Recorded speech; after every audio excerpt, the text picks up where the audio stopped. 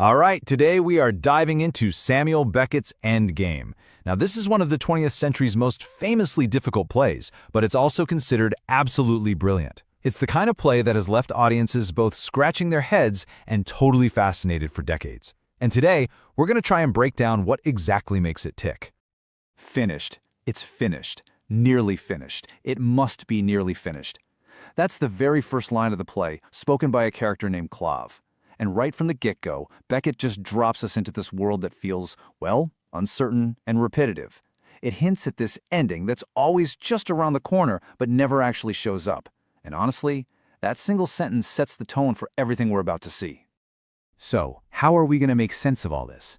Well, here's the plan. First, we'll look at this strange room at what feels like the end of the world. Then, we'll meet the last 4 people who are stuck there. After that, we'll get into what they actually do all day, what this endgame is that they're playing. Then, we'll dig into the big question: what does all this nothing mean? And finally, we'll ask why on earth this incredibly grim play is still so important today. All right, part 1, A Room at World's End. Let's talk about the setting for this stark and frankly bizarre play. Because trust me, in Endgame, the where is just as crucial as the who. So, picture this. The whole play happens in one single, bare, gray room. That's it. You've got 2 tiny windows way up high and 2 big ash bins. It's a really strange setup. You get the sense that it's a shelter, sure, but it's also totally a prison. And through those windows, we learn that the world outside is, and this is the word they use, corpsed. Just dead. A gray, lifeless wasteland. And what that means is they are completely and utterly stuck. There's no way in, and there's no way out. This creates this incredible sense of entrapment. And, this physical prison is really a powerful metaphor for their mental state, right? Their psychological and existential state. They are, quite literally, at the end of the world, trapped in what might be the very last room on Earth.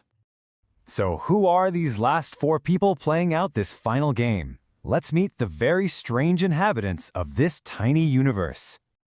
Okay, at the very center of everything is Ham. Think of him as the blind king of this dead world. He can't stand up, so he's always in this armchair on wheels. And he is a total tyrant, bossy, demanding, but also completely dependent on his servant Clove. And then there's Clav.